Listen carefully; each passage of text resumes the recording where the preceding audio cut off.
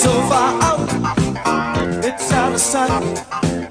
No heavy seas, no getting uptight.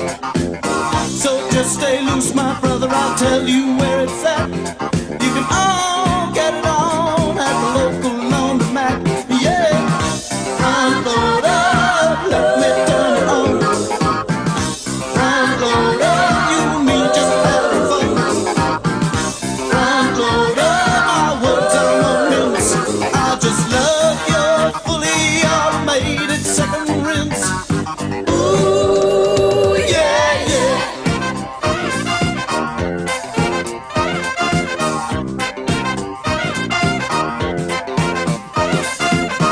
If I could, I'd do my laundry every night of the week. I guess that you could call me a laundry freak. My clothes are all worn through, but I just don't care. 'Cause when I get a heavy load, I just got to share it with my front loader. Bubbles and fold. Front loader, you know I'm a pro. Front loader, my sheets will never tangle. 'Cause with your spin right, there's no need for a mango. Front loader, you know my need is urgent. Front loader, I got all my detergent. Front loader, sometimes I do despair. You're the only one but me who sees my underwear.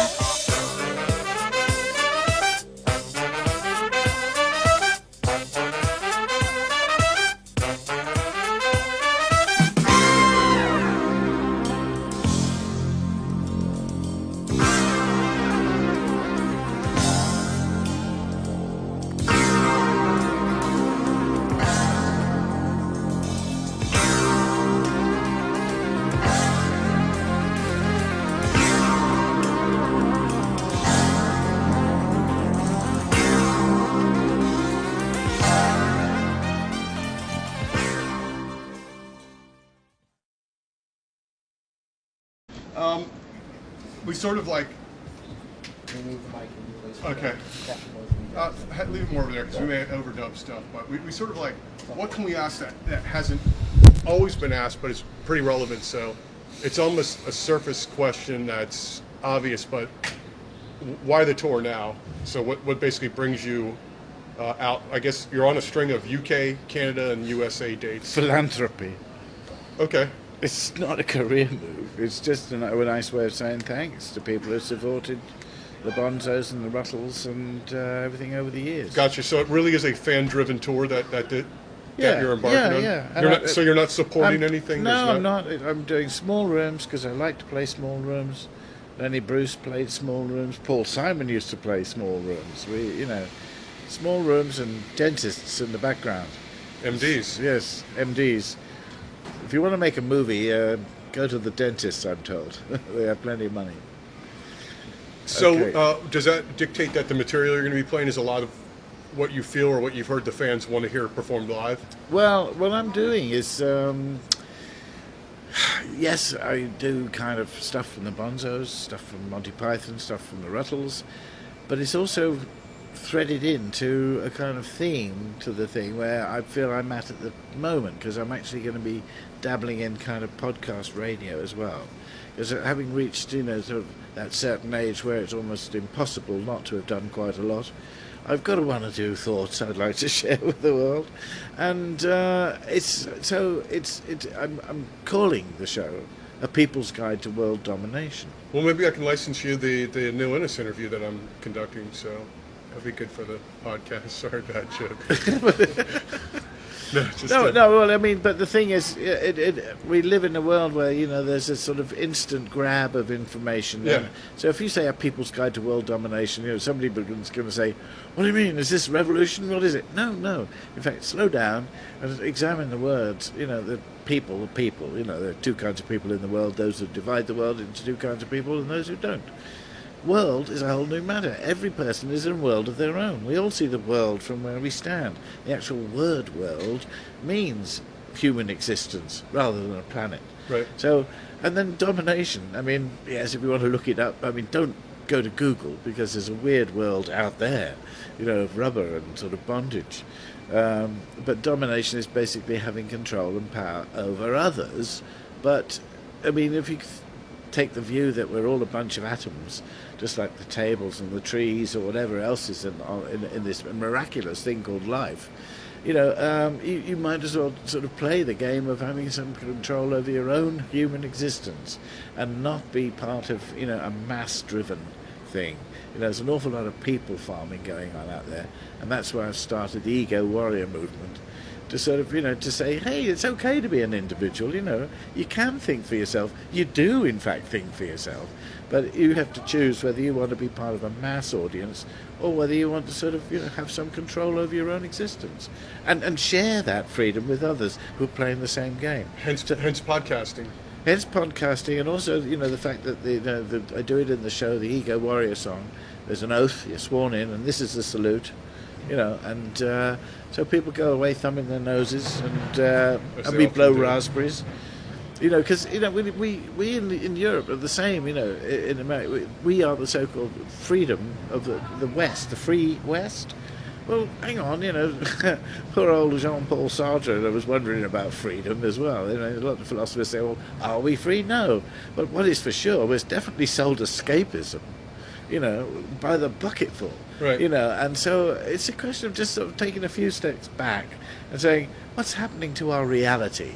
Let's see if there's enough of us out there who say, yeah, I know what we're going through, you know what we're going through, we don't have to do this kind of herded about, modern science, put a human cell into a sheep in the hope that one day the sheep will go and buy something stuff.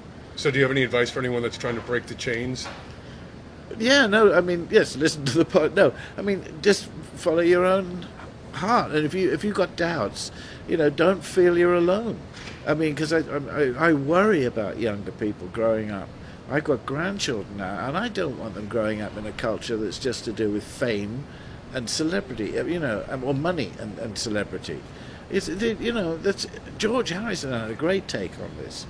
He said, if you, it's all right wanting to be rich and famous, but if you do manage it, you've still got to find out who you are. Right. You can't dodge it, and these dreadful, talent show things, X Factor things, or American Idol, whatever, they're just vehicles for humiliating people. It's frightening. It's worse than Rome. But it's what people want. Is it? People want it. It's the masses. They want to see this because they love to see the failure, and then they love that occasional Susan Boyle, that everybody's laughing at her, and then she just blows them away with this great voice. But then, what is fame for her? She still ends up losing in the next round. So it's like people like to see that roller coaster, I guess. I mean, don't you feel like life's a bit of a roller coaster? Life's a bit of a metaphor, yeah. Yeah, I mean, but you know what I'm saying? It's like, it's like 1 minute you're you're on the cover of magazines. Yeah, all right. Then you got like 3 years of downtime, so you're working on something solo or. Then you said people want to see this, but I said there are two kinds of people in the world. There's maybe four. There's more than that. Yeah. Actually, in fact, there's the chess players and the bingo players, and the chess players who try and outsmart one another, and the bingo players who herd together in the hope that something lucky will happen. All this has been noted by the Scrabble players, but who in turn, everybody likes to see somebody lose. Everybody likes to see that underdog too. So I don't. That's not everybody. It's not everybody, but the bulk, and this is why the masses. Now, what he says, this is what I'm going to dispute with you. Please. It's not the bulk. Television viewers are not the bulk of the people. They may the be bulk the of the television viewers. Exactly. The bulk of the television viewers. Exactly. The radio listeners are a completely different crowd altogether. Oh, absolutely. No, radio. I'm a radio person. Yeah, I ignore TV except but HBO, I mean, you've got more chance of saying what's what on radio than you have on TV. The money's too big on TV. I mean, what is it? Conan O'Brien just settled for 48 million or something. And he's got a new show coming up too. I mean, there are daft things going on. Very, very daft things. I mean, I heard something about Sarah Palin earning 12 million, sort of so-called championing the poor, But, good for her. I've worked with a Palin, you can't trust them. But you know what I mean? Everybody's saying she's an idiot, but she just made $12 million. Is $12 million a good thing to have? I don't know. No. Have fun with it. Is she happy? Who knows? She No. seems happy every time she comes out on stage. Yeah, so. I know, but I mean, it's Is you know, then it comes down to, is anybody happy? You know, it's like, no. I think she's barking, But I mean, what it's I'm toying with the idea of what you see. Really, people like her and that part of the Republican Party yeah, feel surrounded and outnumbered, and they are. right. So they've got this funny idea that they might be either wiped out or carted off to some reservation. And Now, then where on earth did they get an idea like that from? do you have any feelings on that? Well, I mean, I like to hear your perspective. You're not an American, so you don't. no, it's not my place to comment on No, it's American okay. politics. But no, I mean, it does seem that all the loonies are coming out of the woodwork. At Oh, they one always go. have been. Yeah. And it's good. Let them out in the sunshine and see if they frizzle. Just wave garlic at them. I don't know. Where politically, where do you rest with the British, if you don't mind my asking? Like, I've always been an animal of the centre. Yeah, okay. There's good things about the right wing. There's good thing. This is where This I is am. America This too, is though. where ego warriors are. We say yes to capitalism. It creates wealth. We say yes to socialism. It distributes wealth. We say no, emphatically no, to stealing. so do you feel like things like taxes and You've got to have taxes, to sort of help distribute Right. the kind of thing. And let's not forget. I mean, we don't want to have people paying taxes, so they can afford to be wage slaves all the rest of their life. And that's what I mean by people farming. Right. But I'm not a kind of saying, oh, you can't. Just get a grip. If everyone's got enough to live on. There's a guy called Charles Handy who's written several books, and he used to be a CEO type guy. Yeah. He's a bit of a Christian. But he says it's in everyone's self-interest to make sure their fellow human beings are not having a hard time of it. And if you can spare something to make sure that you're Sure. not... What's wrong and with that's that? the Christian ethic. It should be, shouldn't it? But doesn't it seem like at some point you're encouraging people so much to sort of stay home? Like we have 99 weeks of unemployment. We have this in Britain as well, and we've had people... But couldn't we have solved all this over the last couple of generations? We're still dealing with these things where these problems keep... No. Can't mankind sort of No, come up a not rung while up a- not while you've still got the main message coming out of the media, as we haven't moved on from the pharaohs. Can we We've get got rid of people? Can we get rid of the media then? You know what I mean? Oh, I thought it was This is why. No, there it is. There it is. Get lost, you media. Get Yeah, out of here. yeah, Katie yeah. Couric, get out of here. But this is why you're becoming a podcaster, because I would assume, you're empowering yourself. You're saying, I want to broadcast. I want to have a voice, and I want people to check out what I think. Am I guessing right when I Well, say I don't that's- want to voice in that kind of way. I mean, I've always been an art student. I've looked at things and I've tried to draw them. Observation, lots of observation. So, the new toys on the block are like digital editing and loops and stuff like that. And I've been playing around doing all Okay. sort of different voices. So I reenact things. I kind of recreate the world around us. Gotcha. And sort of say, well, does this make any sense to you? And this is the funny side of it. And it's thought out and woven through, and the things that tie in with other things. Yeah. But I'm not out there to score political points, because I don't think you can ever do that, Right. I mean, the last song I wrote with Vivian Stanshall was called "No Matter Who You Vote For, the Government Always Gets In." And, Right. and you're always you can't please all the people all of the time. Of course not. But you can certainly, sort of try and make the I can't say it, the legislature, the people who make the laws. Couldn't you please all the people all the time by giving those people that are the leftist, give them their own states? You go ahead and live under socialism, communism, Marxism, whatever. The right-wingers, we'll give you a state of Illinois. You go have a Nazi party there if you want to, or you go have a fascist party, and then everybody just go off to where your like-minded individuals are. If you want to have a nanny state, we can do that, and everything can fall under one big umbrella where everybody still has to pay their taxes and chip in for the greater welfare of the state. Just one idea I've had in my head. So is it possible where we could maybe please everybody? Give everybody what they want within a certain, because it seems to me like you believe this, so you're bad.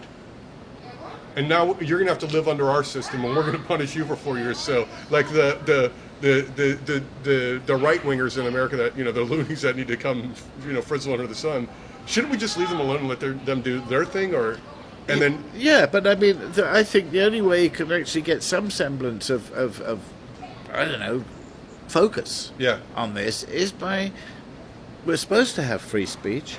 Let's have free speech, and we've got free speech. Right. But while you've got the mainstream mass media, and believe it or not, the people behind the system are for people farming and not education.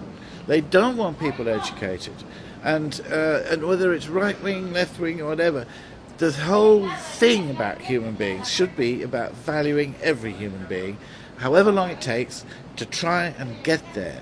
Everyone has to make adjustments, and but to have a goal to go towards, maybe you could start a few wacko theories of your own, sort of human intelligence. I do all the time. Does human intelligence Yeah. exist? But maybe it does, one person at a time. Put two together, you get half the human intelligence. Four together, if you want proof, look at the United Nations. So on. But I mean, the thing is that maybe all of human knowledge belongs in all of humanity. Maybe humanity's just the internet, and we've got that. Exactly. It always seems like we need to value every human being wherever they are, Right. even if they're sort of like mentally Sure. like chemical elements. There's an awful lot of hydrogen. There's an awful lot of helium. Quite a bit of oxygen. But there's some you can't possibly remember or pronounce. There's only 2 grams of them in the whole miracle of the life on the Earth. Everything on Earth has come from space. Get a grip. Nobody's got the franchise on why we're here. right. And so, I mean, isn't it about time we did something in focus with the way the planet is, being under threat, according to some people? Right. Just call it out.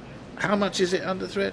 And how much do you just still want to make money for the sake of making money? Right. You should be in therapy.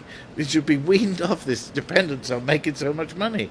We all know it's not real, Right. because look at what just happened. You're talking about Yeah. the university gate over in England, or what? No, I'm talking about the credit crunch.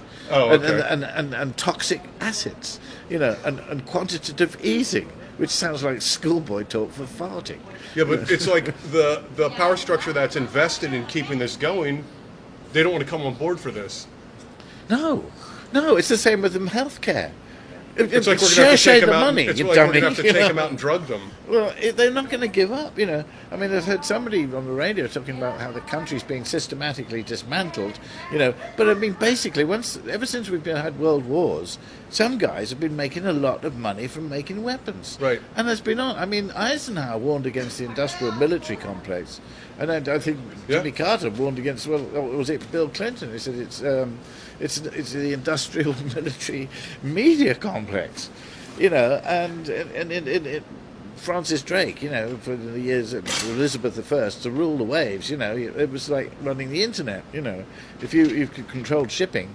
These guys are controlling the media, and they're controlling the hearts and minds of people through systematic smiley faces and shiny things. And it's going to take an awful lot of podcasting and other things to pull everybody round from that, because we all, I think we all are attracted to that as people. So, hey, that's nice, but wait a minute, do I really want that? I mean, we can't all have a luxury yacht. There'd be no trees. Yep. Where would we get the yacht varnish from? You'd have to have So special yacht blade. what would be a nice agreement, like cap incomes, cap holdings, cap, I wouldn't know. I think you just got to be the right kind leave that of up to dreamer. the authorities on that one. No, you can't trust them. No.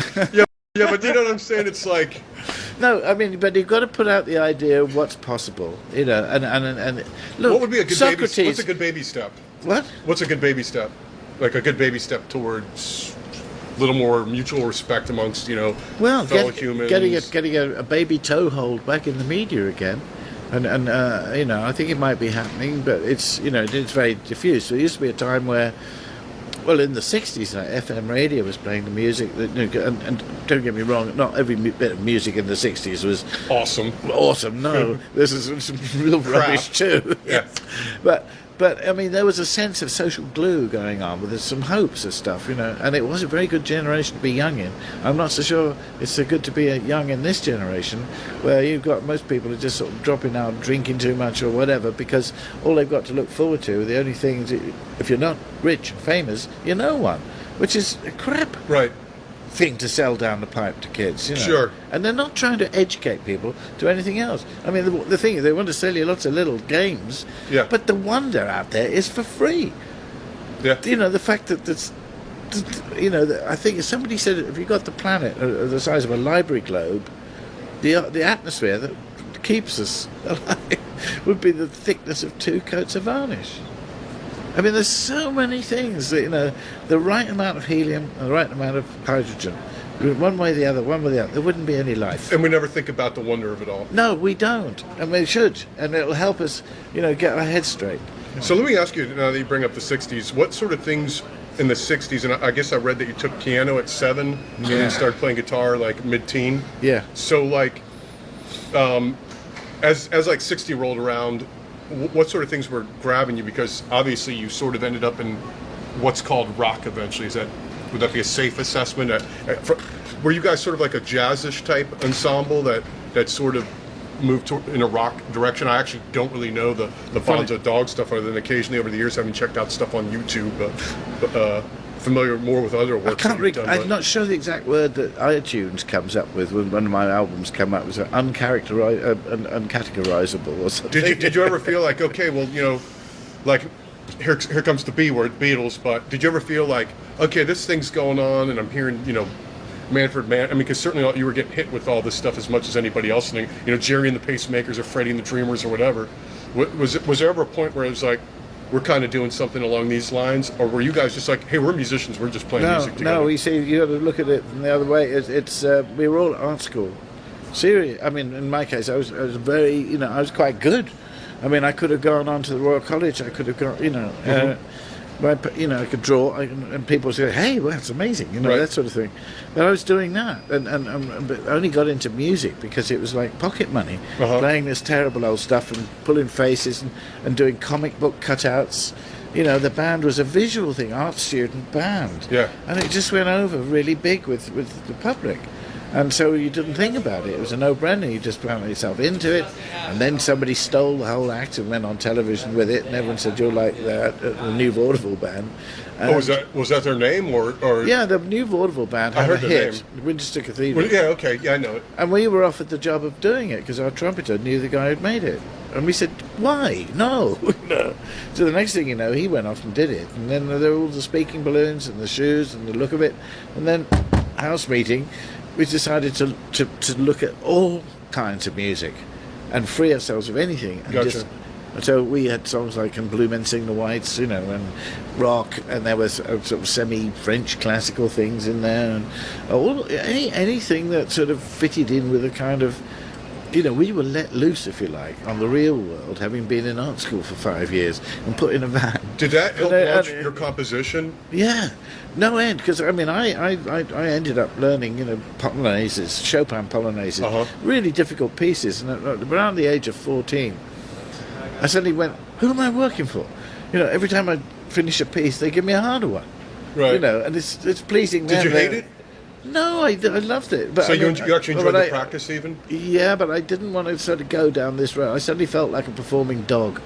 Didn't you ever feel like you wanted to perform more to get that? No. Okay. No. Because I was the exact opposite. I never wanted to practice. And I always loved, like, you know how it is. Sometimes you're vain about something, you know, and it's like, oh, people are applauding. But I hated practicing. Yeah, no. So you were the exact opposite. No, I'm very happy to be in the background. But you didn't enjoy just the pieces they kept throwing at you. Until about 14, I just suddenly thought, who am I working for? I thought, hang on, they're parading me around for them, and I didn't want to work for anybody. I do my own drawing, you know, and I bought myself a guitar. And I started writing my own stuff and with a biro, you know, drawing out the staves and my own compositions. But what really helped me in composition was suddenly playing the piano from chord sheets. You know, that's all we did. You know, we had B flat, E flat, B flat, around the 32 bar sequence, something else like that. You suddenly realise how things all fitted together. And, you know, almost by accident, you know, had a crash course in composition. Gotcha. Because, you know, a lot of people, they'll play for years. You can't sit them down with any instrument. They couldn't even tap out a rhythm that it was even semi-original. They just can't do it. No, I you know, but I mean, I think it is a gift. You know, that some people have got it, some people haven't. But this is why no one's better than anyone else in my book. You know, Right. because you know that everyone should be valued for whatever it Sure. is they've got, and they do. If it's neat, it's neat. Exactly. What I kind of mean, thing are you listening I to? take the view. If I'm a songwriter, if I Yeah. manage to write something, if I write a song and Yeah. it makes sense to somebody else, I've done my job. If a plumber comes and fixes a leak and the thing I can't do, he's done his job. You know, Yeah. there's nobody better than anybody in that Sure. way. You know.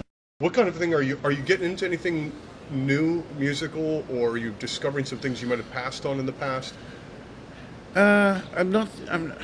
Because I'm curious how this could maybe tie in with the podcast, if there's going to be other people's music element to it. No, or- I'm enjoying starting to write music because this year I got all my publishing back, and I now, you know, I'm no longer Neil and his ego warrior, Uh-huh. style guru, but I am also ego warrior, style guru, and fame slut. Nice. So, Those are nice shirts, by the way. They You got them for sale tonight, I hope? No, not with. No, we're terrible like that. But you can get them on the website. The website Okay. is itisbookofrecords.com. You mind if I ask you a couple of short questions? Sure, yeah. Studios, what are some of the studios you've been to that you're real happy with? Obviously, I know you've been to Abbey Road, going back to the 60s, right? Yeah. Were you running into people like George Martin there? No. Was No, maybe I Alan was Parsons I on was any sne- sessions or no, anything like that? I'd be sneaking up outside the doors because the Bonzos recorded there one day when the Beatles were there doing George's I Want to Tell You. Okay. And I heard the piano coming through the thing. And many So- years later, I said to George, you know, I heard I was listening outside the door. The Oh, so F you over didn't the meet E. them or anything, did Not you? then, Okay. no. And it was funny because I was telling him about the F over the E, and just outside the kitchen there was a piano, and I was playing it, and he picked up a guitar and played the riff straight away. Uh-huh. You know, it's not an easy riff. Do do do do do do do do do do. And I thought, there's a guy. You know, he doesn't have to practice. It's in there somewhere. He just picked it up because you know he did it. And It's his thing. Yeah. And how far along did your thing? Because I guess at one point you guys had talked about doing a shared histories band, like you, Ringo, George.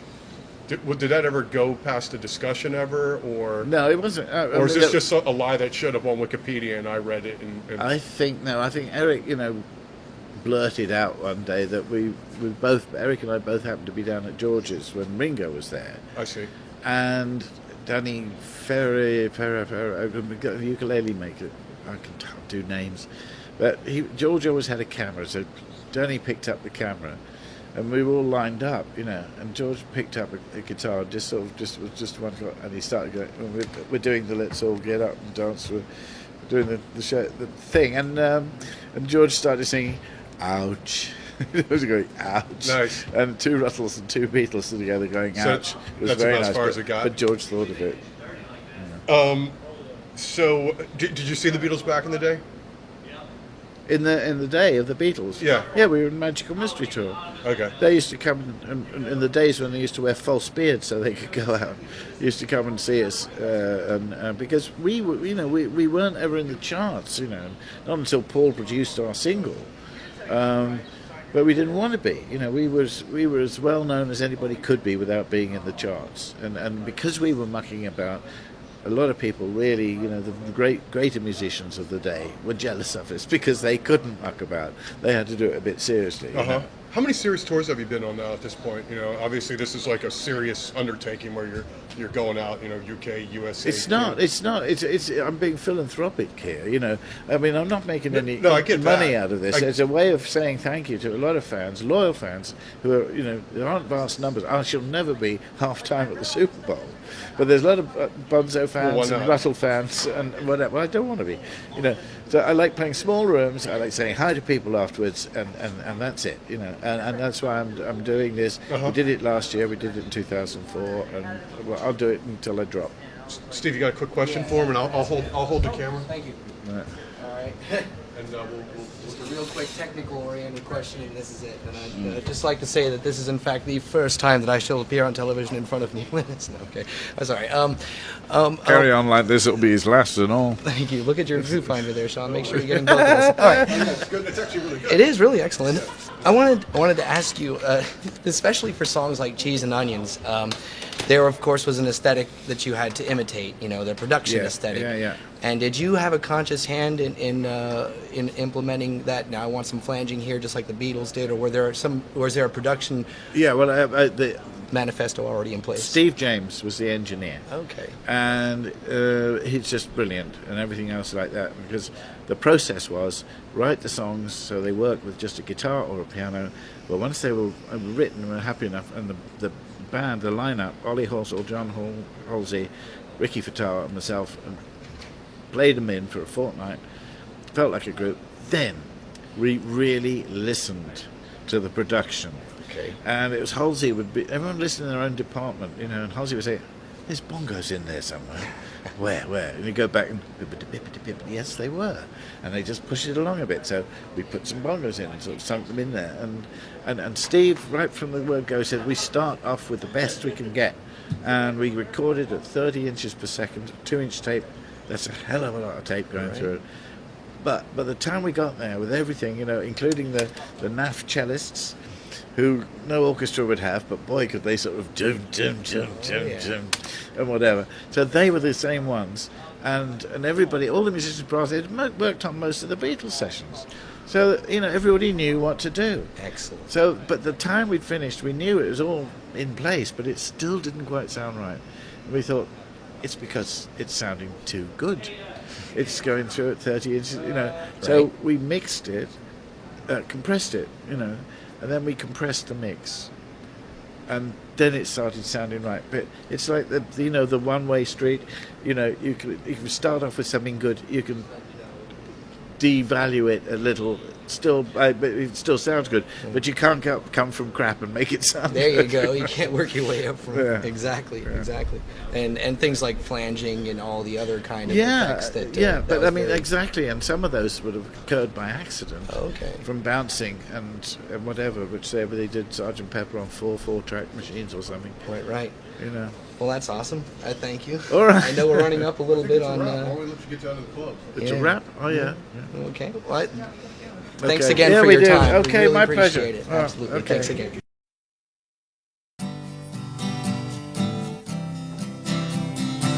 You follow every impulse with remarkable control. Your movements are precise, a marvel to us all. You dominate the skyline, yet no one knows your shape. You point the way so clearly, and yet no one can escape. Lead us, we shall follow. We shall follow you, follow you.